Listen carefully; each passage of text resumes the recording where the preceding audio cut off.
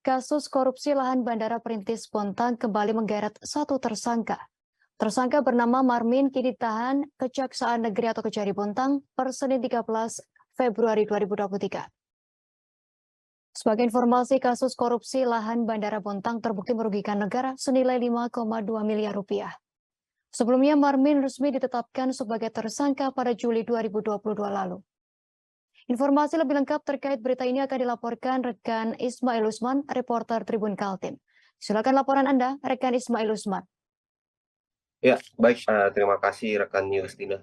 Kembali dari Bontang melaporkan bahwa pada hari Senin 13 Februari kemarin, sekira pukul 9.30 WITA, tepatnya di Bontang, tim kejaksaan dari Kejaksaan Negeri Bontang melakukan penahanan terhadap terdakwa korupsi atas nama Marmin sebagai kuasa tanah dari pemilik tanah untuk pengadaan lahan untuk pembangunan Bandara Kota Bontang.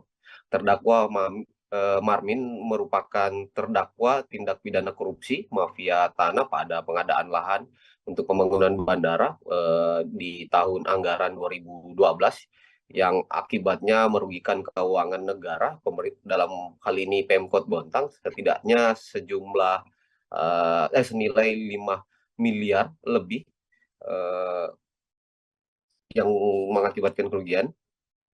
Terdakwa Marmin ini didakwa melanggar primer pasal 2 ayat 1, junto pasal 18 Undang-Undang RI nomor 31 tahun 1999, junto Undang-Undang RI nomor 20 tahun 2021, junto pasal 5 ayat 1 ke 1 KUHP, subsider pasal 3 ayat 1, junto pasal 18 Undang-Undang RI nomor 20 2001 tentang perubahan atas Undang-Undang RI nomor 3 1999 tentang pemberantasan tindak pidana korupsi, junto pasal 5 ayat 1 ke 1 KUHP.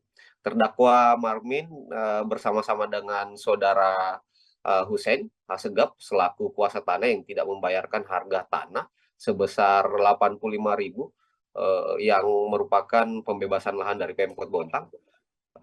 Ini 85.000 per meter maksud saya. Terdakwa hanya membayarkan sebesar 35.000 per meter untuk kuasa hukum dari pemilik lahan. Dengan total anggaran sebesar 10 miliar lebih. Setelah berhasil mengamankan terdakwa, selanjutnya yang bersangkutan langsung dibawa jaksa ke Lapas 2 Bontang untuk dilakukan penahanan. Ini merupakan tersangka kedua dan saat ini juga kejaksaan terus melakukan pengembangan dan kemungkinan akan ada tersangka baru. Di hari yang sama sebenarnya jaksa menahan 2 orang, yang satu perempuan. Ini perempuan merupakan Tirta Tiana sebagai bendahara LPK di kasus yang berbeda. Ini merupakan tersangka korupsi yang saat itu menggunakan dana hibah dari Provinsi Kalimantan Timur. Terpidana Tirta Florida terbukti melanggar pasal 2 ayat 1, junto pasal 18 Undang-Undang RI nomor 20 2001 tentang perubahan atas Undang-Undang RI nomor 31 1999 tentang pemberantasan tindak pidana korupsi, junto pasal 55 ayat 1 KUHP, junto pasal 64 ayat 1 KUHP pemberantasan tindak pidana korupsi. Terdakwa Tirta Florida selaku bendahara LPK Gigakom tahun 2014 bersama-sama dengan tersangka lain yakni Johansa selaku pimpinan lembaga LPK khusus pelatihan Gigakom yang menggunakan dana hibah tidak sesuai dengan peruntukannya.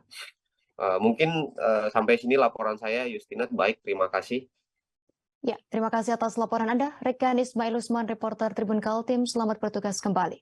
Terima kasih sudah nonton. Jangan lupa like, subscribe, dan share ya.